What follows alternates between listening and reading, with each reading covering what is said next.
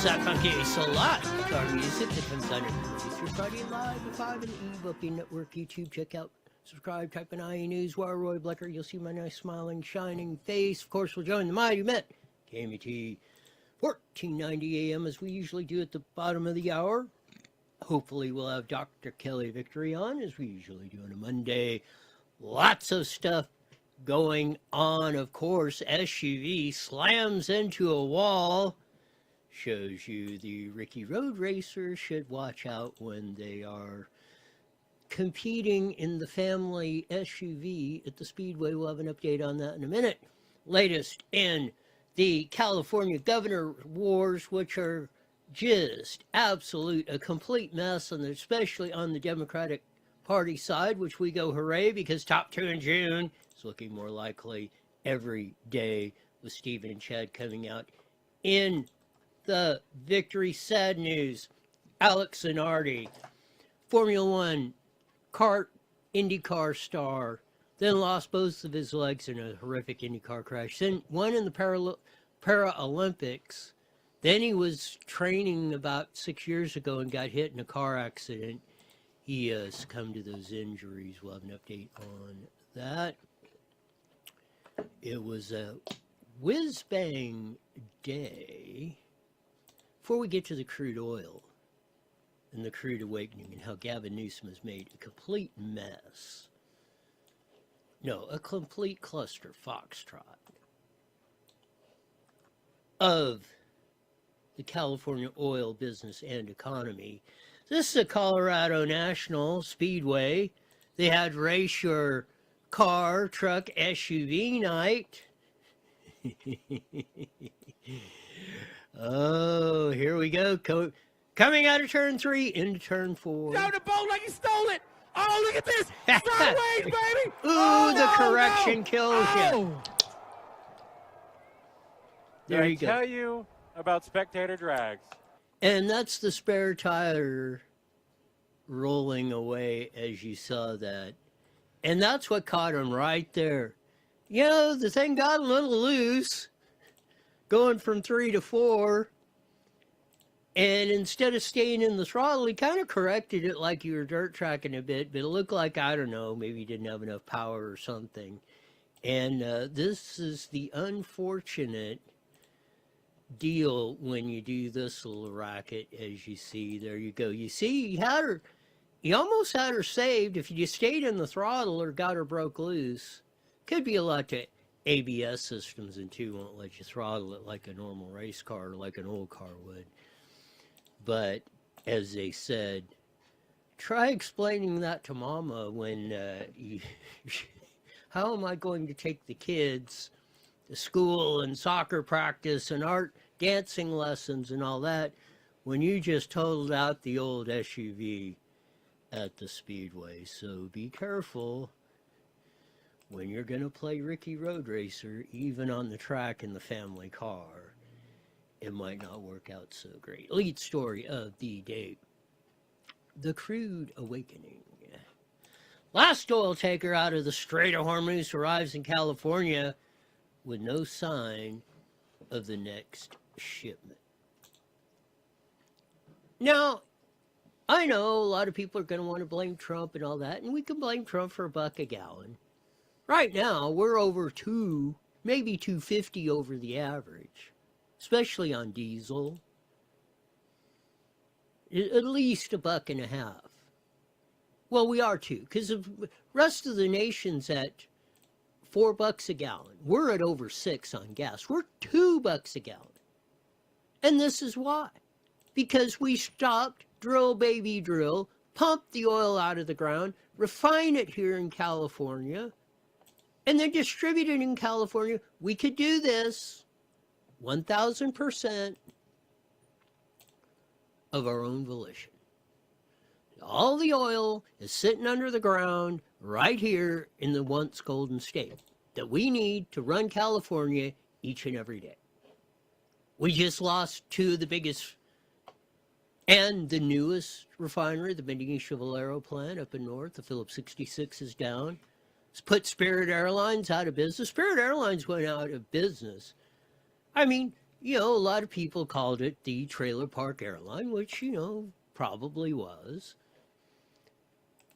And they could least afford, when you're running on that razor thin up margin and you're the discounter of airlines.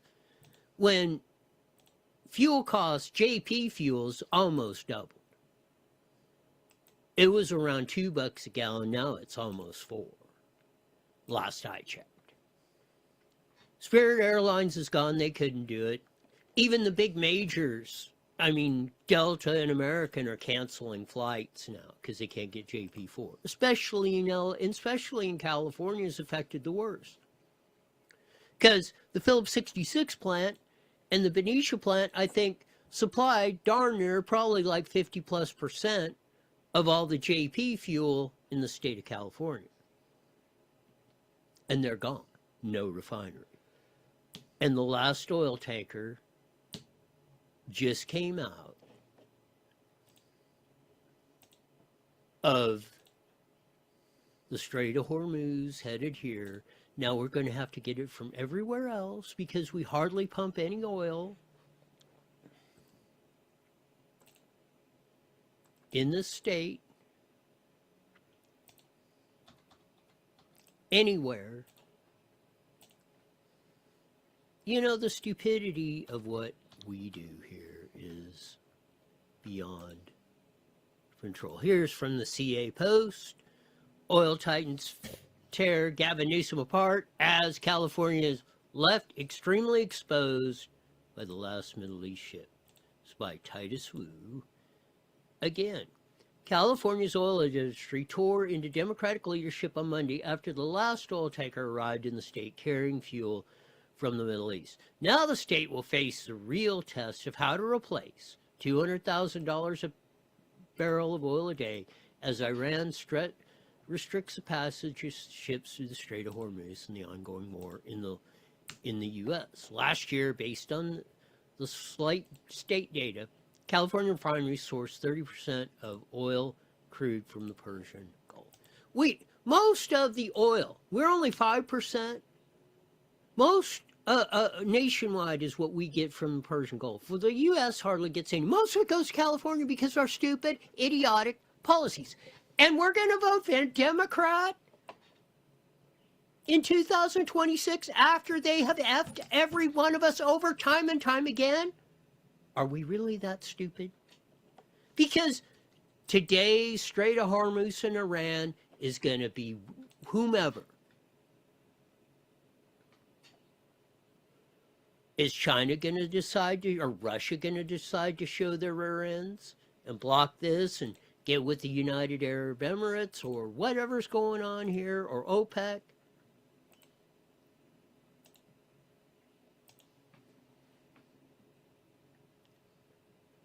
This stuff. Jen Sturley, a spokesman for Western States Petroleum Association, said it shouldn't make sense for California to rely so much on imported oil. We should not rely on any. We shouldn't even rely on imported oil from Texas or Canada or Mexico or anywhere else. I love the 7 backwards. This shows the recklessness of California policy of intentionally outsourcing our critical energy infrastructure to other parts of the world, she told the Post. California's economy depends on a reliable supply of fuel. When that supply is interrupted, consumers and businesses pay the price. We should be paying the cheapest price for natural gas, for electricity, for diesel, for gas, for JP4, like we used to when we pumped all of our oil out of the ground. And plus we supplied Arizona, Nevada, and most of Utah. When do we stop doing stupid? We have the chance coming up in a month. Ballots were mailed out today. Actually, they were mailed out a little bit quick. Riverside County was getting them tomorrow or today in Riverside County. But starting tomorrow, everyone can turn in their ballots. We have a 30-day election till June 2nd. Get it done. 0 stupids. We're going to pick up with this and much, much more as we roll on today's exciting show. Yes, we are. Again, when do we really stop this? When do we stop running, wearing the dunce cap? You've heard this from, and we'll maybe get into the insurance debacle and the stupid train to hell.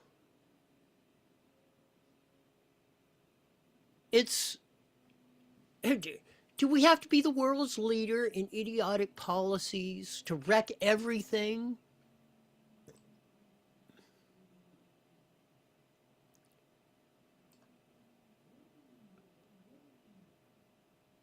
More from the California Post article. We believe many years of Sacramento adversarial policies, flat out, idiotic, stupid, meant to enslave you policies towards refining and energy productions have left the state at the end of a long, fragile supply chain, the company spokesman told the Post. California lost 18% of its refining capacity just in the last 8 months because the state made these operations uncompetitive.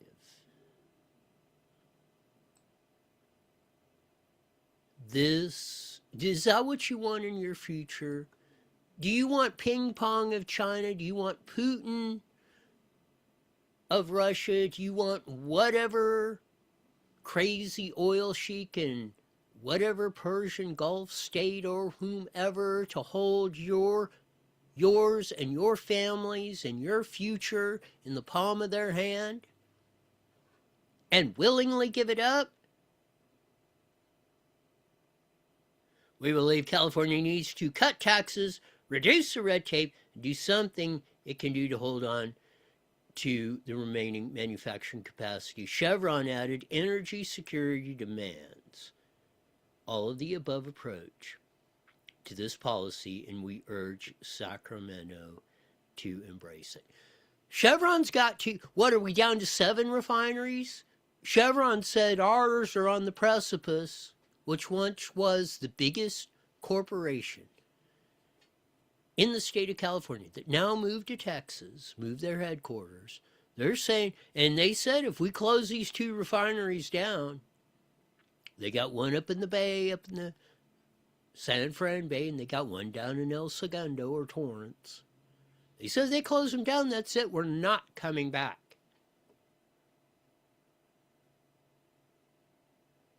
U.S. Oil and Gas told the Post that California is suffering from a really bad California one-party energy policy. That's Gavin Newsom or Moonbeam Brown or Gray Davis or even Arnold.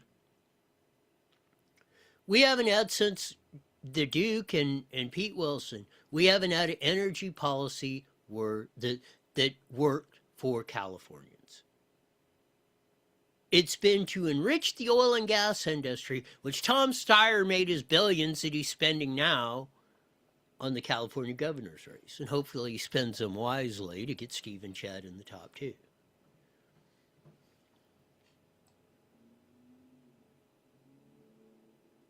But this guy right here is the latest. We've had 8 years of stupid policies to run it into the ground further. Are we going to do this again?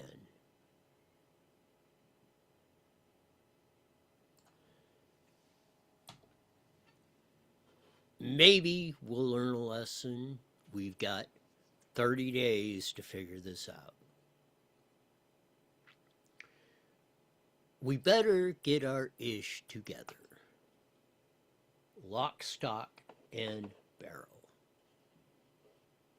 Because if we don't, we're going to be in such a heap of trouble that we will never dig ourselves out of this hole. It will be impossible. We may even collapse the nation and the world.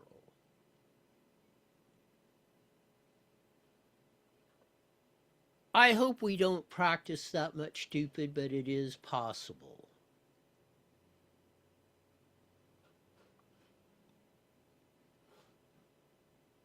Hopefully common sense, not even common sense, just a little reality of the situation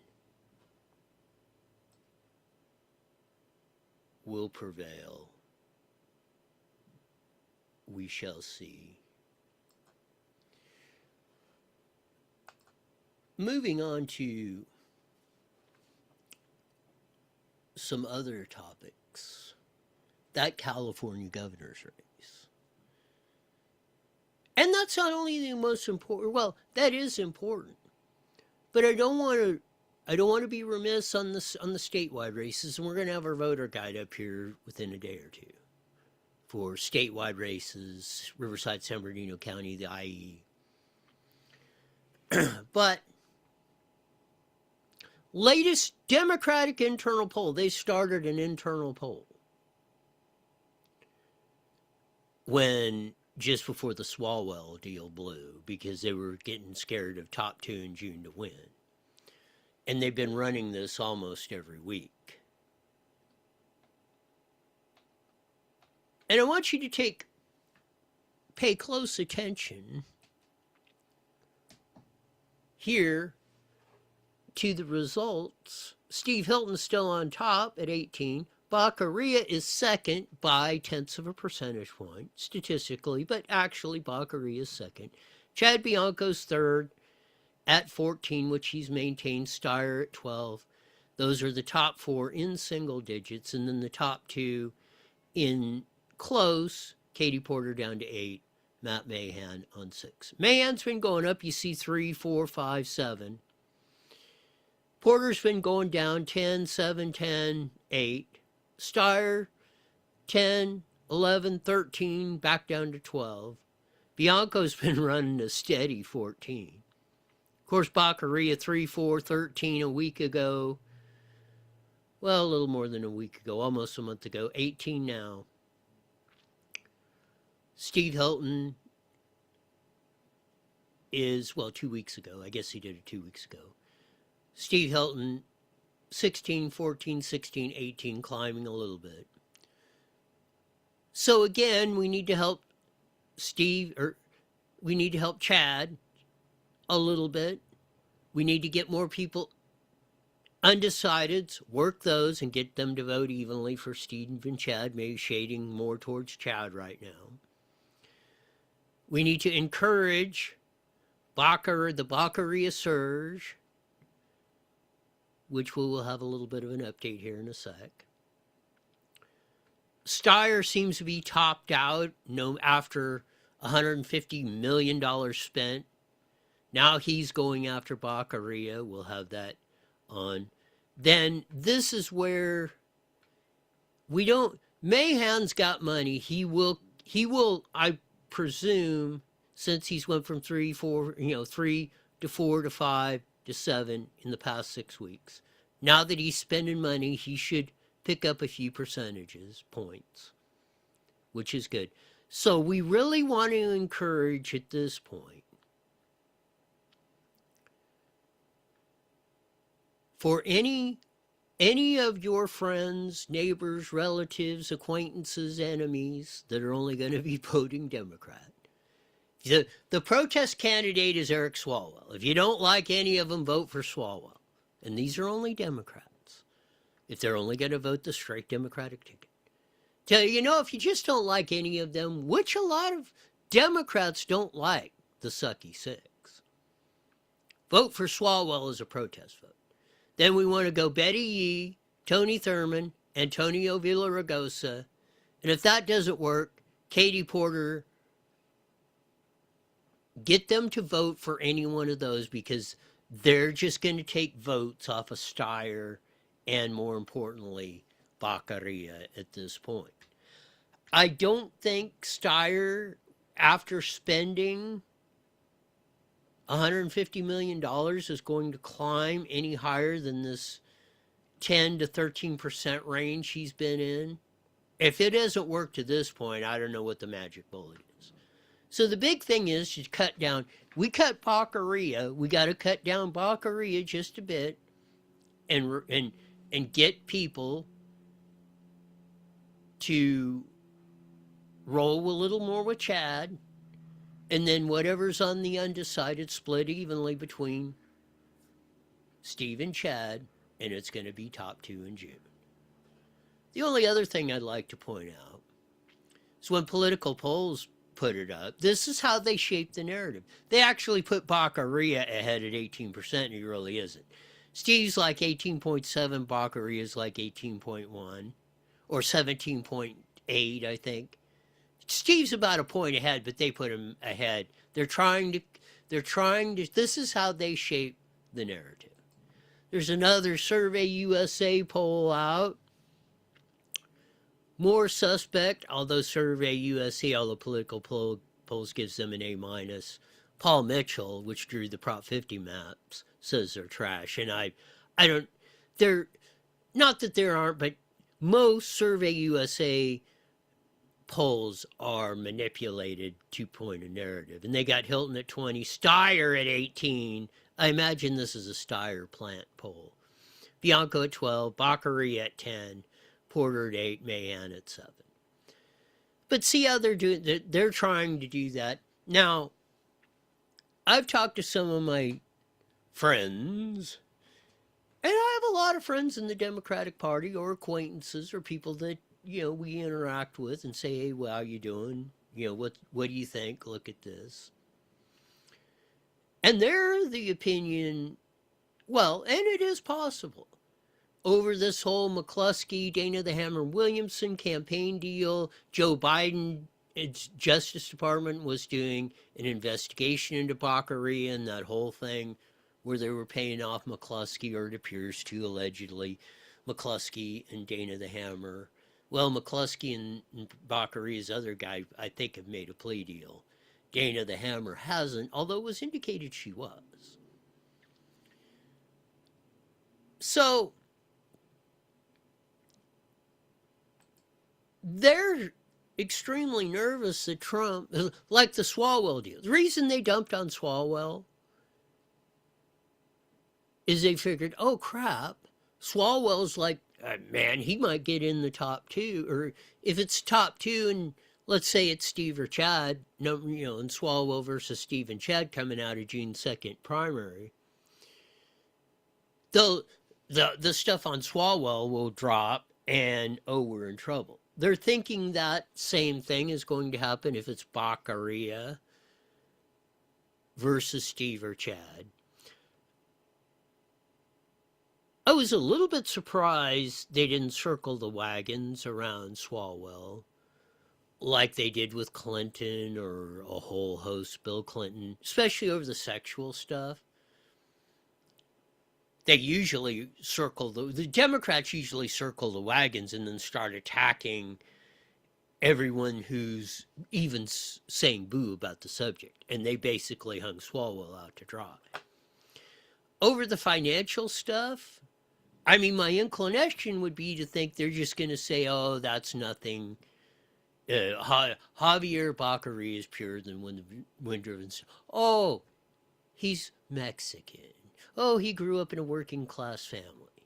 Oh, he worked a week a pound of nails, you know, framing houses or whatever he did once in a great blue moon.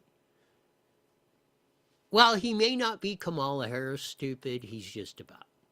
They held the same position, Attorney General in the state of California. And you can ask most Democratic insiders or who've worked for Baccaria. He's a dim bulb. Close. Maybe slightly smarter than Kamala Harris, but not much. He's a ding-dong. Remember when Jerry Brown appointed him as Attorney General? He had to go back and refresh his bar because he let his law license expire.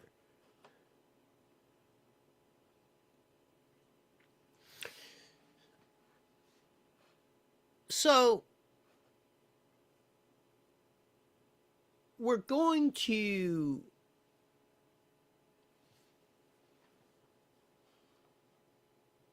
look at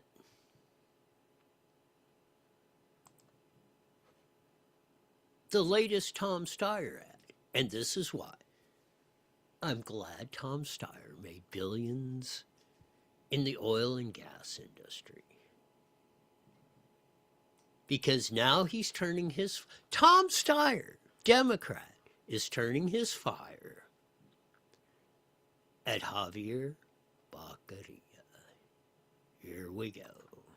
Javier Becerra deliver for you? Now the FBI is probing his campaign for embezzlement. Sacramento shockwaves over this federal indictment. It's the old playbook. Corporations write the rules and politicians cash the checks. Now powerful interests are getting behind Becerra, who's taken thousands from big oil, then failed to prosecute them. I need Chevron. Chevron wants to give me a check. That's their prerogative. Javier Becerra, part of a broken system that delivers for them, not... So as we know, like all politicians, Javier Baccaria was saying, hey, Chevron, give me millions, or hundreds of thousands, or tens of thousands in campaign contributions. Remember, he's run as a congressman, I believe state assemblyman. And whether you're running in the primary or if you're one of the few, back in the day it might have been some contested primaries, hardly any of them, in most cases, you got to raise a lot of money. Like the federal indictment. Now, Donald J. And now Todd Blanche is in control, at least Pam Bondi's out. And, I was even taking to heart some of the stuff. Oh, Todd Blanche is doing everything but Blondie's. So far, Todd Blanche is acting DOJ. Has been doing a darn good job, as far as I can tell. We've been getting indictments, charges, across the board. So that's the rumor, or the hint was, and it was the Biden Justice Department, under the odious Merrick Garland, who tried to shut people like me, Sandy R., Antoinette Elaine, and many others that go to Hurricane Louise and Joanne and all those that go to the school board meetings because the teachers didn't like us exposing them over COVID and their failure in education and everything else.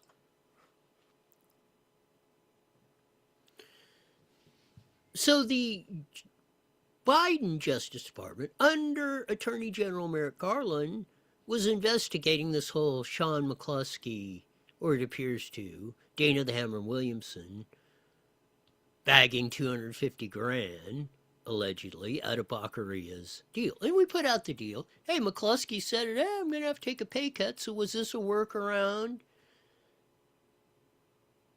to increase McCluskey's income? And Dana the Hammer and others, yeah, we went along with it. Michael Trujillo said, what, his name mentioned 5,000 times? And he's one of Tony Villar's henchmen, as I would call it. Longtime political operative, if we want to be nice. But remember, it was Michael Trujillo that was fanning the flames for years, and especially when Swalwell jumped in the governor's race. Hey, the Swalwell sexually harassing women, especially young girls and interns, is going to come up. And now, as the story's breaking today, he was having many, apparently, allegedly, very highly fueled alcohol parties at the Hooters with many of the young intern ladies while he was running and when he was in Congress starting in 2012. So that's another little bit of auspices Swalwell's going to have to deal with. But there's Steyer. He's putting the kabang on that. And again, I will remind you, Trujillo said this about Swalwell, which, bam, here come the stories. CNN, SF Chronicle, and then Swalwell just went poof.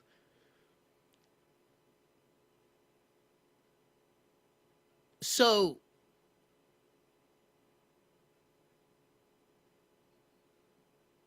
We have hope. First, if Tom Steyer, the guarantee is if Steyer starts knocking down Baccaria and we hold the sucky 6 and beyond below Steve and Chad and they go on that, we're good. I mean, you're going to get a Republican governor, and then that's going to affect the down ticket races, as we mentioned many times before.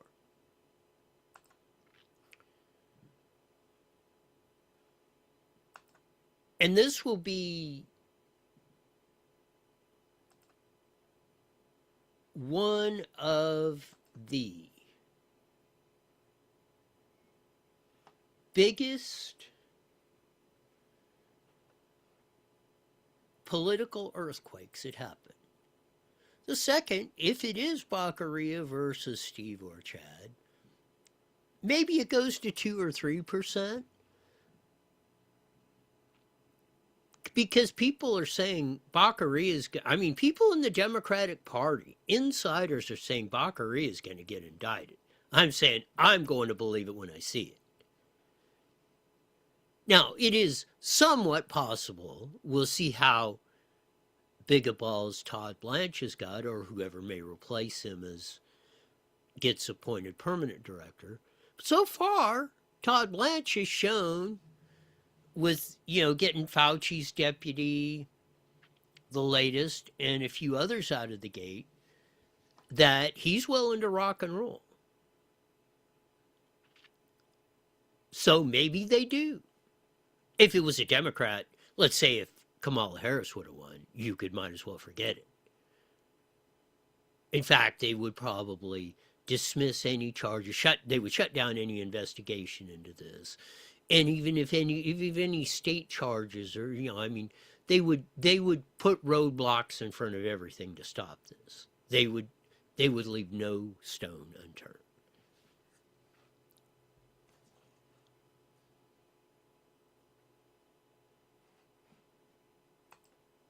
So we shall see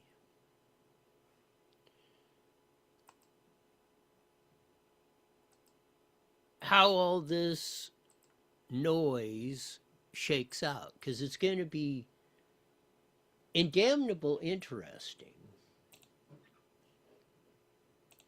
I believe,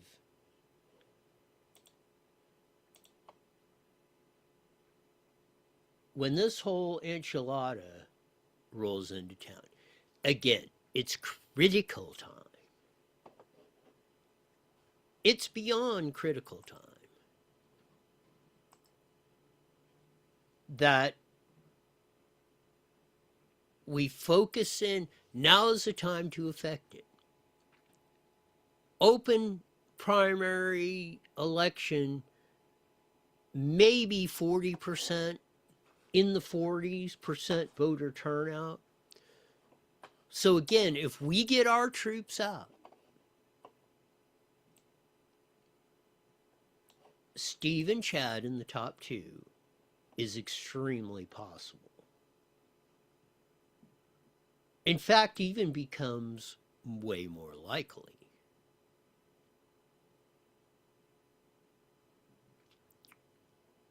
But it will be a definite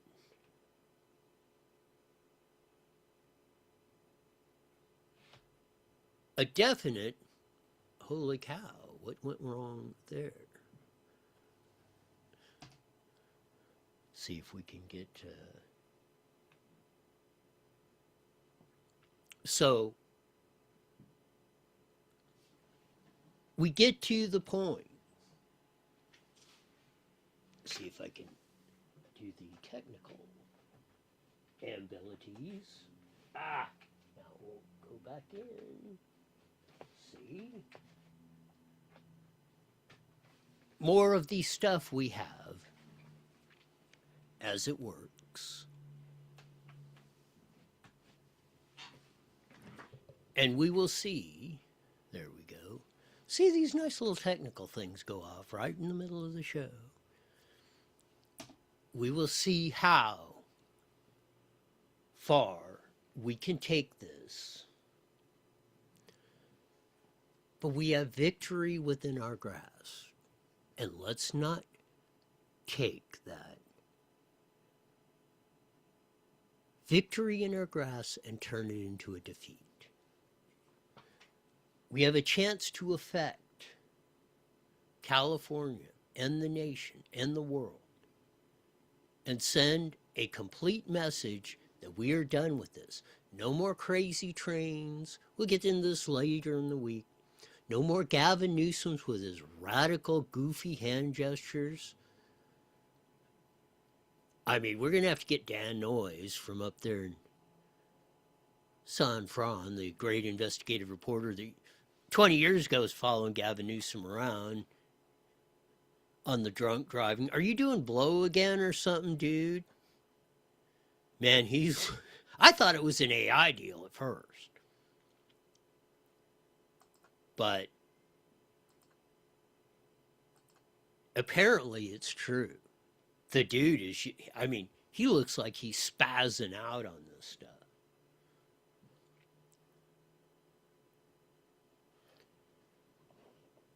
Again, we shall see how it all rolls. Sad news came across this weekend. The great Formula One IndyCar driver who lost his legs in a horrific crash about 20 years ago. I mean, it cut the whole, it cut the whole front end of the car off. He's dangling there. If it wasn't for the great Dr. Steve Olney and the great CART medical team that were right there on the scene, he'd have been deader than a doornail then. But they saved him. But obviously both of his legs were amputated. He became a Paralympic gold medalist. He was training 6 or so years ago, I think right around COVID time, and was hit in an accident while he was training with his wheelchair for the wheelchair races, and severely injured again. He finally passed away this weekend. And man, I don't know, that guy was tougher than nails. Not only to suffer the damage to that, he actually did come back and race, not at the Formula One IndyCar level, and then be a Paralympic. But at 59 years old, to go through all of that, and then finally like that, he was, he should have probably died multiple times. If the IndyCar crash didn't kill him, the one getting hit in the road crash in your wheelchair of that, there's the pictures of him at the horrific crash back then where he lost his legs, and you see the medical team running to him.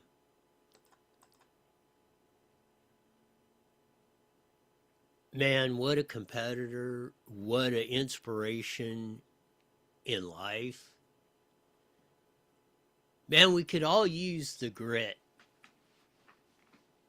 of a guy like Alex Zanardi. Man, that guy had, no matter what's probably going on in your life, sans very few people, you're never going to face as much adversity as that guy did in 59 years. And he never let it stop him. He never did get, well, I'm sure he got depressed or down, but he never showed it. He kept working. He just retooled and readjusted. And he was an inspiration. And everyone that loves the donuts, that you see at the end of the races, whether it be IndyCar, NASCAR, or at your local short track or whatever. He's a guy that, I don't know if he invented it, but he's a guy that he did them at, was it in the 90s before he lost his legs? He did the donuts and every crowd went wild. And then the NASCAR boys kind of picked that up. And it's been kind of a tradition then, but he's the one that rolled that out. So rest easy, sir, Alex Zanardi. May we carry on your spirit and your love of life And probably most of all, don't quit. And Alex Zanardi was the epitome of that. We'll be heading to the Mighty Met KMET here in about a minute or so. We'll obviously join, hopefully, Dr. Kelly Victory will call in, and we will roll on with her thoughts and the many things that are going on all across the world and the nation and everything else. But we're in some exciting times, I will tell you that.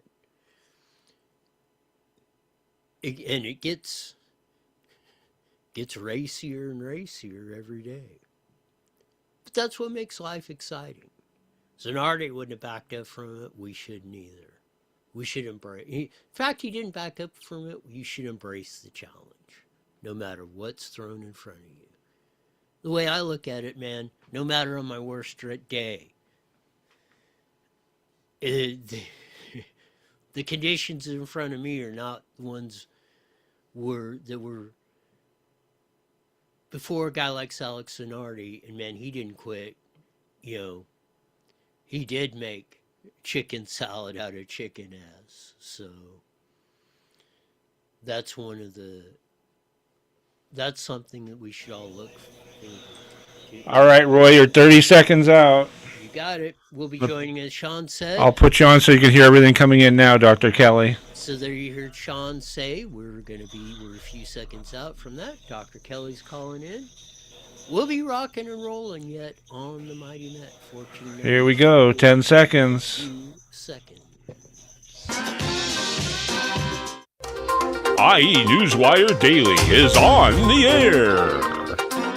The following is a paid program. Views and claims expressed are those of the program producer and are not endorsed by this station. Opinions expressed are not necessarily those of radio station KMET, its management, employees, or affiliates.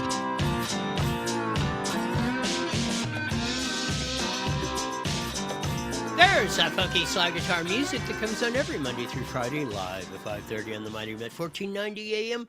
Broadcasting all over the Inland Empire in the form of Chilean band. Join your vast video audience in the UFB network, YouTube. Check us out, subscribe, type in IE Newswire Royal Bleckert. You'll see my nice, smiling, shining face. Lots of things going on of that. Don't drive your car. Well, I ain't going to say don't. Be very careful of driving the family unit on spectator night at the local speedway. This is Colorado National. There's a pickup and a SUV. There's them coming in out of turn 3 into turn 4. The SUV's starting to get a little loose going into 4. You see it get that. He's overcorrecting good, but not enough power, and then kaboom. That's actually the spare tire you see coming out of the back of that. But you know that guy's a living hell because he had to explain to Mama why the SUV is totaled out and the kids aren't going, or how they're going to get to school and soccer practice and dance recital and all that other stuff. The CRUDE awakening, as California Post said. Last oil tanker out of the Strait of Hormuz arrived in California port. No sign of the next shipment. Gavin Newsom on back. Moonbeam. Arnold Gray Davis have made a mockery, a stupid policy of our energy policy. We went from being 40 years ago, 100% all the oil was drilled, refined, and used in California. Now we're at 80% depending on whomever, the Sheik of Iran or whatever, or next Russia or Putin or ping pong out of China or whatever. We're going to be hijacked on this stuff. That's why we're paying $2 more a gallon. And you can blame $1 of that on Trump, but that's going to be a temporary deal. But we have the absolute stupidest policy of that. We went through the latest machinations in the California elections, which voting starts today will end on June 2nd. Steve and Chad in the top two are looking good, even of the latest polling coming out. But, as we usually do on a Monday, we have, as I've determined her, the supreme physician in all of the world, expert on COVID-19 and just about everything else, Dr. Kelly Victory. Welcome to IE Newswire with Roy. Hey, Roy, great to be with you. And every week it's something new that they uncover. I can't believe that we are 6.5 years. Think about that. 6.5 years since the pandemic began, and we are still every week finding new details that were covered up, lied about, obfuscated with regard to, not only death rates and incident rates, but certainly all of the harms done by the mRNA shots. Lots to talk about, including the indictment of the Fauci advisor, David Morans, and the ticking clock to find out if we're actually going to ever indict Anthony Fauci himself.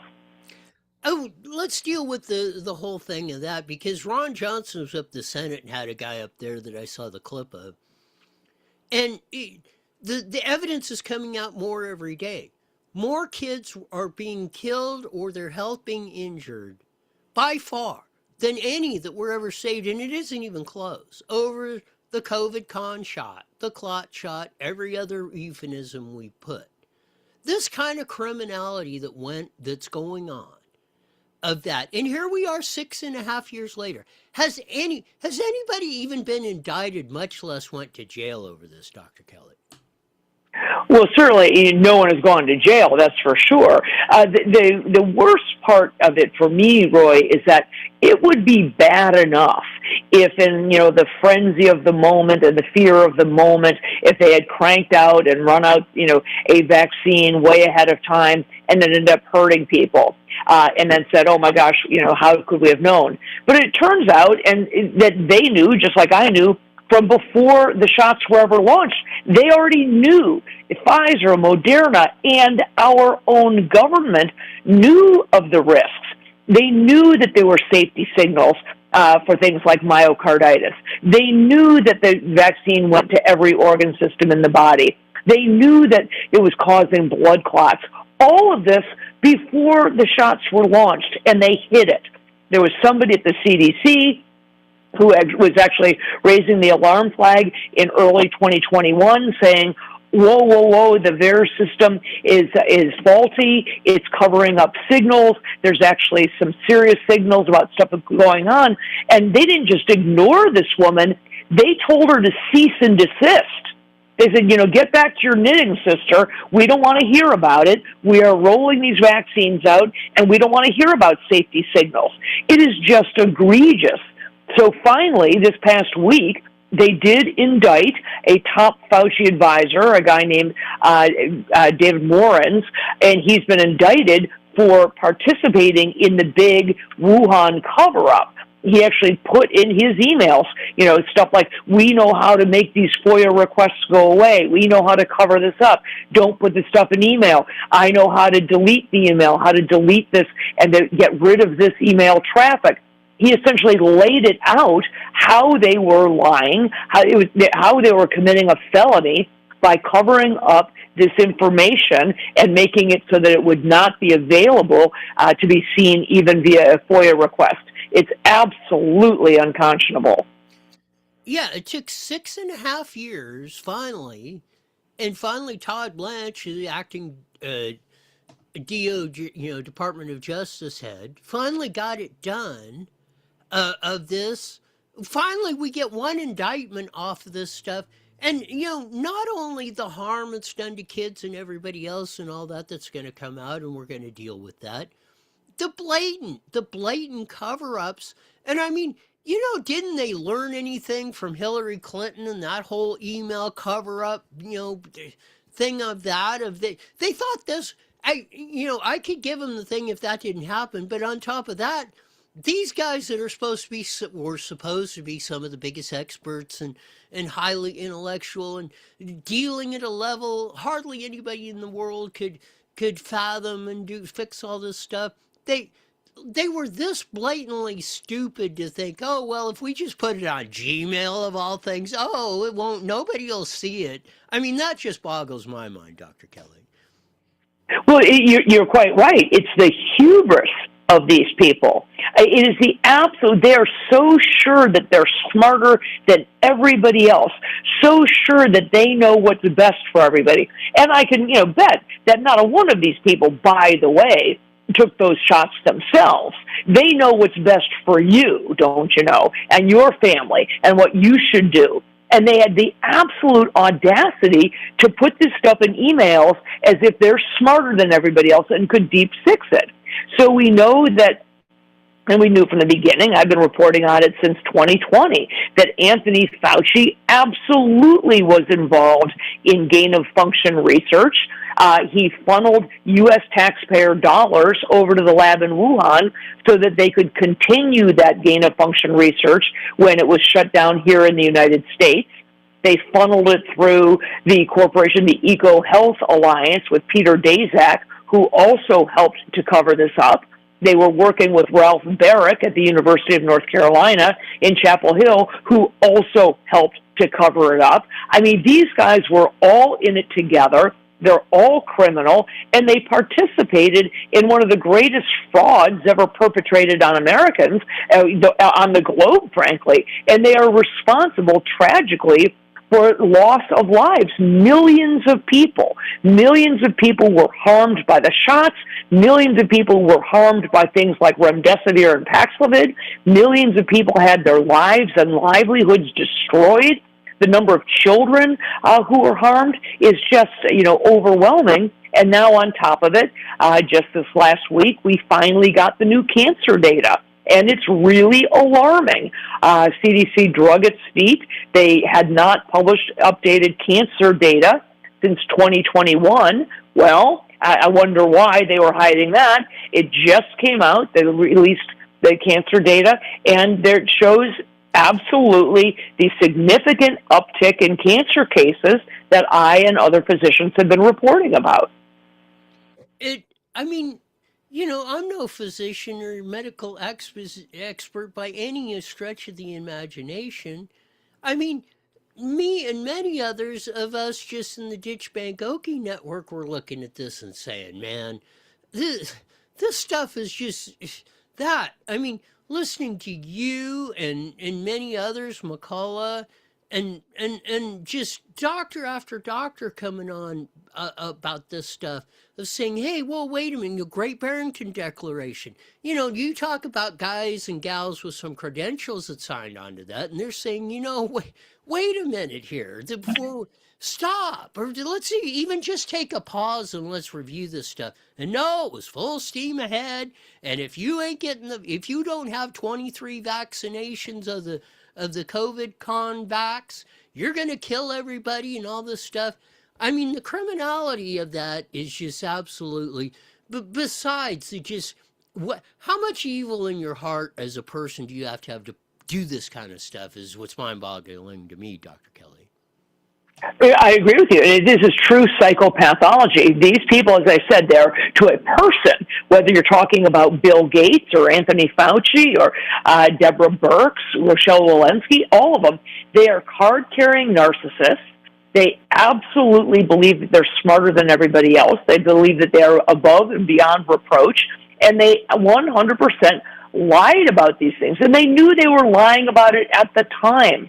I was just speaking at a medical conference up in Washington State this past weekend, and one of the things I was reminding people of is that these shots, they breach so many basic constructs in medicine. First of all, Roy, we never give a drug or a therapeutic to a group of people on whom it has never been tested. The very limited amount of testing that was done with the COVID shots did not include testing on pregnant women, children, people who'd had COVID before. They were all eliminated from the testing group.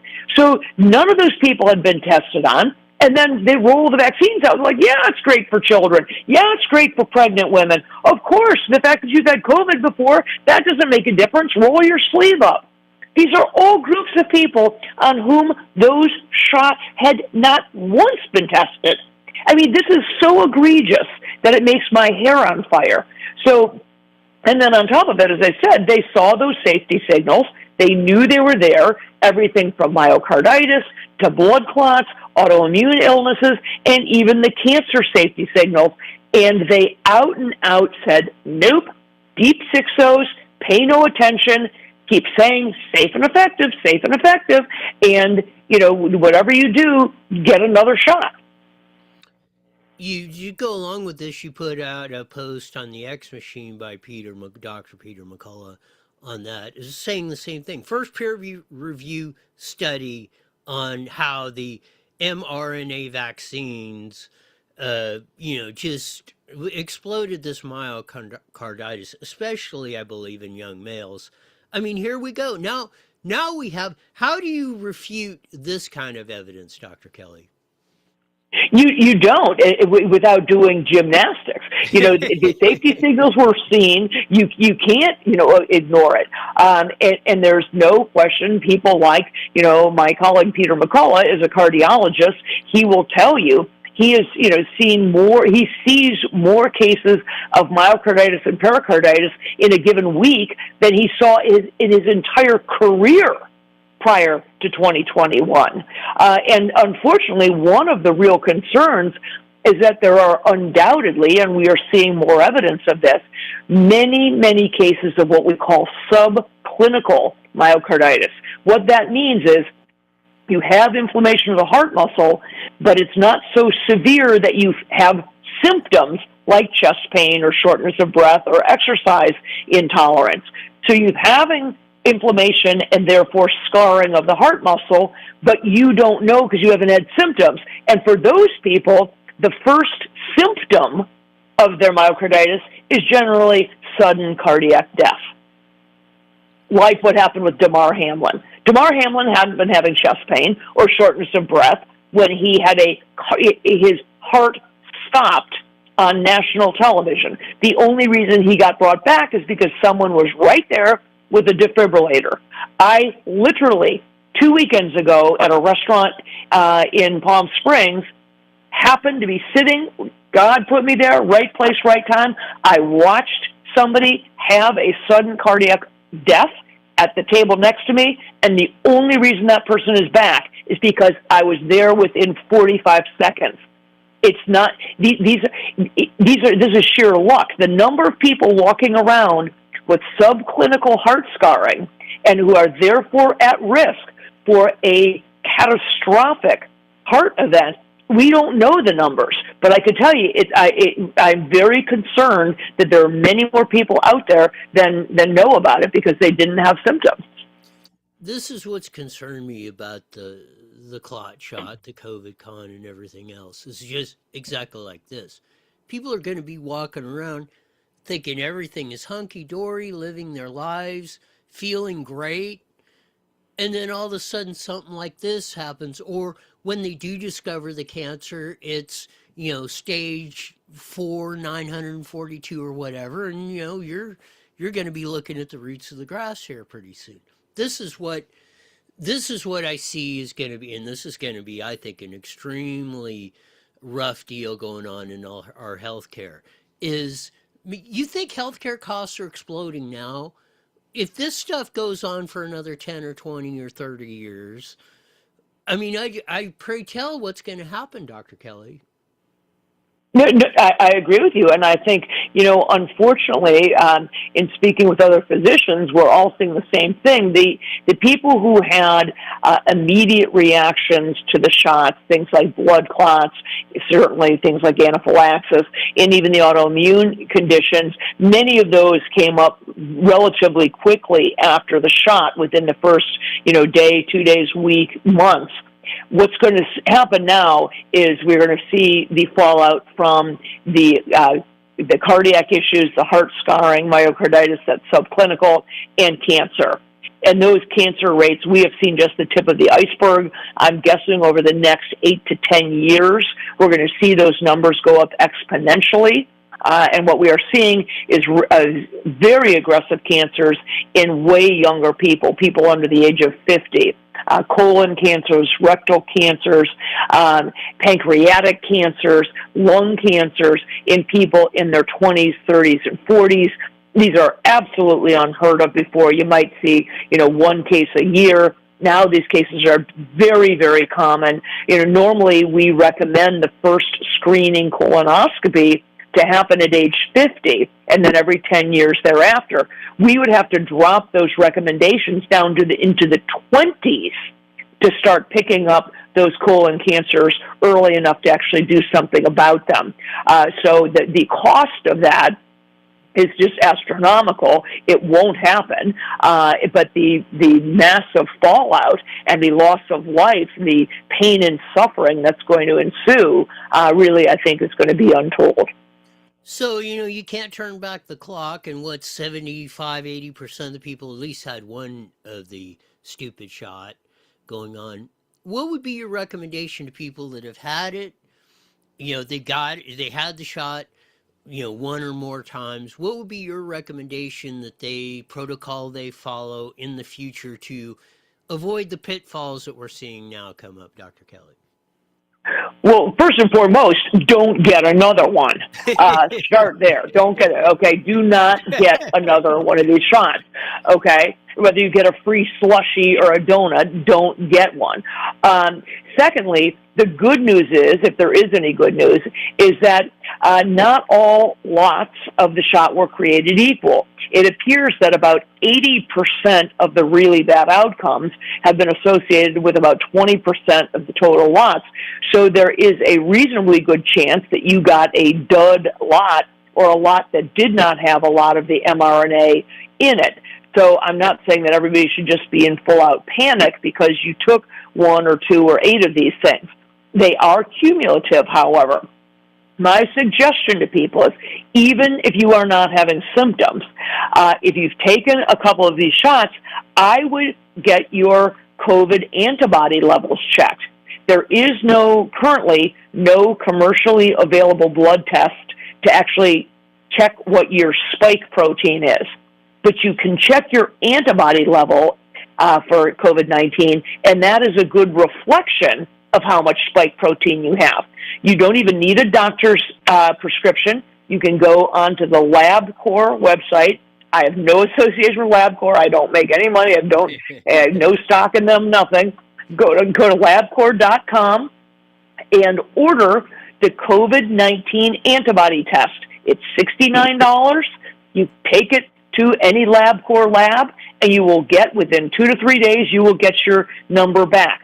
We want that number, that antibody number, even if you've had COVID before, the actual virus, your antibody level should be less than 1,500.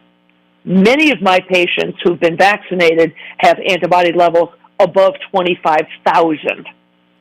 That is an indication that you still have spike protein rolling around your body because the mRNA is telling your body to make it. And for people in that case, there are some protocols that we have shown good promise in helping to eliminate those spike proteins. That's the offending thing, the spike protein.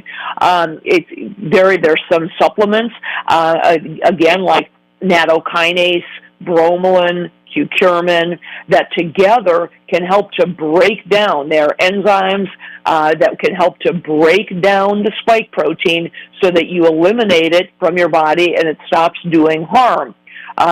So again, I'm not saying that people should go out and panic, but I would be doing things that decrease inflammation in your body, because the spike proteins cause inflammation. That's part of the way that they wreak havoc. But I would start by recommending, if you're concerned because you got some of these shots and they're on board, I would absolutely get your spike protein level checked. Because here's the good news. If you get your spike protein checked and it's, 1,000 or 2,000 even, you can sort of breathe a sigh of relief and say, okay, I probably dodged a bullet. If it's sky high, then you probably ought to at least be looking into some of the detox protocols. Got a couple minutes left. Anything else our audience should know? Well, I guess just the new announcement that Dr. Casey Means, the second nominee for Surgeon General, has also been yanked. She did not cross the finish line. I was not, as you know, a big fan of hers since she is a residency dropout and doesn't have a medical license, had never treated patients outside of her training. I thought she was a terrible choice. She has dropped out, and President Trump has now nominated Dr. Nicole Saphier, an ENT. A radiologist. She's a radiologist who's largely a Fox News radiologist. She certainly has better credentials than Casey Means, meaning that at least Dr. Saphier has a medical license and has practiced radiology. Unfortunately, she went to medical school in Barbados, another person who was not able to get into a U.S. medical school, which I think already is sort of a bad sign. My bigger concern with Dr. Saphier, and I don't know her personally, I have every reason to believe she's a lovely person, but she was very pro-vaccine, pro-masking, pro-lockdown, pro-school closure, pro-social distancing, certainly for the first several years. I'm told she has softened her stance somewhat, but early on she said, I would, quote unquote, I would get 20 Pfizer vaccines if I could. So it really begs the question, how is she going to be as a Surgeon General? I'm certainly hoping if she gets confirmed that she will be a lot more thoughtful and perhaps employ some critical thinking skills that she did not employ early on in the pandemic. Thanks for being on, Dr. Kelly. We'll do this again soon. Sounds great. Thanks, Roy.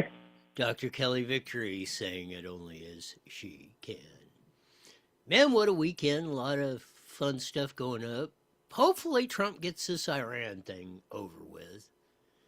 Gets whatever happens there, get the Strait of Hormuz, get control over it. Not just get it open. We need to have where this stuff is not going to happen again. If that's the case, I could see a path to justification of what's going on. And I'd like to put to bed all this other stuff and we need to get the center-right, freedom, liberty type people back on track, no more so than in California. Latest polling shows Steve and Chad, the top two, is still very viable. It's going to be, the California governor's race is about to get nasty. You saw the Tom Steyer ad thumping on Baccaria and the alleged indictments that are coming him with the whole scandal with his campaign staff and the $250 million and Dana Hammer, or $250,000, Dana the Hammer Williamson as chief of staff, Sean McCluskey. The DOJ investigation under the Biden administration. It's going to be very interesting, but get people to vote, and if they're Democrats, get them to vote for whomever, Tony Villar, Betty E., whomever, even Katie Porter at this point. We need to get them on the lower tier, get them spread out, and get Baccaria knocked down a couple points, and we'll be in the money come June 2nd. Let's finally get this done. Man, what a weekend. That'll do it for today.